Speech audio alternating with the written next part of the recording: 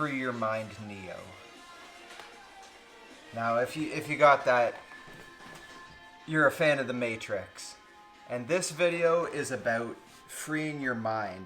Freeing your mind from anxiety, worry, and just finding your authentic self in the process and finding self-love. So, without further ado, let's get into it. So the first thing that you want to do is, I think of this as priming your mind. You want to, when you're working on stuff especially, you want to take the ease off of it and just let go. Let go and literally don't do anything. Just sit there for a sec and breathe. Be thankful that you're alive, and that's all you need to do in this state. You sit there, and then when you are idle, there's a saying, idle hands are the devil's playground. Well, let's not think of it as the devil's playground. Let's think of it as your authentic self's playground. So when you're not doing anything, your mind's naturally going to go towards things that it wants to go to. That's how the mind works. It kind of does what it wants to do and what's comfortable. And in that state, your mind's going to go to the things that it really wants to play with. And you're going to find out what you really want to do with it. So that's the first step, just staying idle and letting yourself fall into what you want to do and create. And then we're going to get into 3 steps to fully free your mind and be able to create what you want, or just live in a state that is authentic to yourself and a totally freeing experience.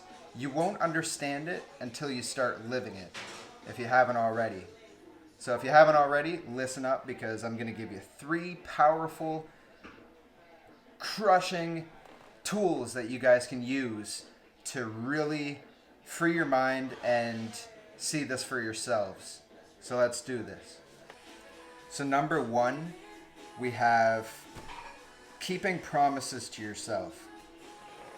So keeping promises to yourself means simply, if you say that you're going to do something, you bloody well fucking do it. And I'm not kidding. This may seem like a light thing, but it's super, super important. This is probably the most important one, and this is why I'm saying it first. If you say you're going to do something, you do it, because if you don't do it, you're going to look at yourself in the mirror and you're going to be disappointed a little bit more every time. And take it from me, because I've done this a million times to myself, and every time I do it, I look in the mirror the next day. Like, say I say I'm not going to smoke weed, and then I do it. I look in the mirror and I do not like what I feel and what I see. So a good way to do this is to make as few promises to yourself as possible. You make 2 or 3 promises in a day. Say you're going to wake up at a certain time, you go to the gym, and you don't eat that crispy snack at the end of the day. You make 2 or 3 small promises to yourself, and then you build up those wins. And then every time you do something that you promise yourself that you're going to do, you feel a little bit prouder and you trust yourself more. It's all about trusting yourself, because when you do something you say you're going to do, you know you're a man of your word. And if you don't do something that you tell yourself you're going to do, then how are you going to do something for someone else that you say you're going to do? So, super important. Number 2, simply put, falling in love with progress and growth instead of pleasure. Pleasure is good. Pleasure is good in its time, but as a man and just a human being that's responsible, if you're not growing, you're dying. If you haven't heard that saying, it's 100% true. And take it from me, when I'm indulging in pleasures more than when I'm growing, either my account or in the gym or what have you, I feel a lack every single time. I feel a lack in some sort of way, and it may not come right away, but it'll come a little bit later, and it'll just have this empty pit in my stomach. We'll put it this way. Have you ever worked on a project, dedicated hours and hours into it, and it was something very meaningful to you, and meaningful maybe to someone else as well? They got something out of it, and you felt really proud. And then on the flip side, you sit for a whole day and watch Netflix. Which one are you more proud of? I'm willing to bet the thing that other people saw and got inspired by. Well, do this in your own life. Focus on growth over pleasure. And then, at the end of the day, you can go and sit and watch a movie and enjoy it a little bit more because you did the things that grow you as a person. And it's just that sweet cherry on top at the end of the day. Number 3 is using stress and fear as an indicator of what you need to do and where you need to go. So, usually if you feel stress in your life, it's something that isn't resolved. You feel stress about getting that order out. Well, that means you need to get that order out right away, and then that stress will lift. And then, funny enough, stress will come in a different area, and then you just follow it there. Same with fear. If you fear doing something, usually that's the thing you have to do. You fear going and moving provinces, which I did about 7-8 years ago. I used to live in Ontario, moved down to Nova Scotia. My whole life changed.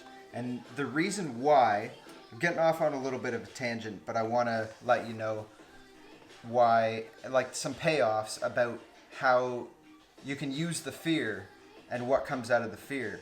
So what happened when I moved from Ontario down here, I realized that I have no friends. It may seem a little negative, but there was a positive because no one had a perceived concept of who I was. So I could pretty much become whoever I wanted to be because no one knew me. So when I came down, I said I was a musician. You know, I played instruments and stuff, but I wasn't making money or famous at all. But if someone asked me what I did, I said, I'm a musician.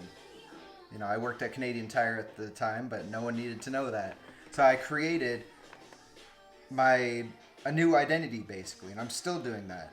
And you have the freedom to do that at any point of your life, to create your own identity. But getting off on a little bit of a tangent, we'll come back to number 3, chasing that fear down. The thing with fear is it's going to be very hard to follow that fear.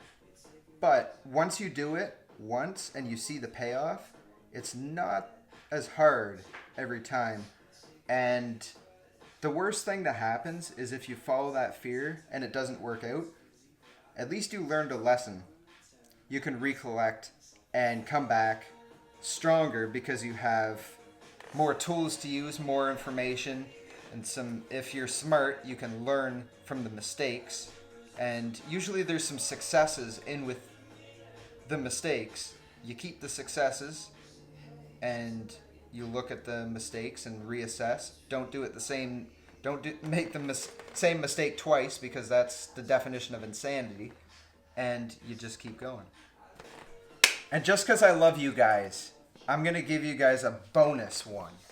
And this one I just really thought of today because it was something that I was doing a lot in my own life.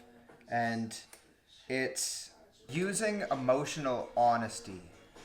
What this is when you're feeling an emotion, you have to be honest when you find yourself masking that emotion with something else.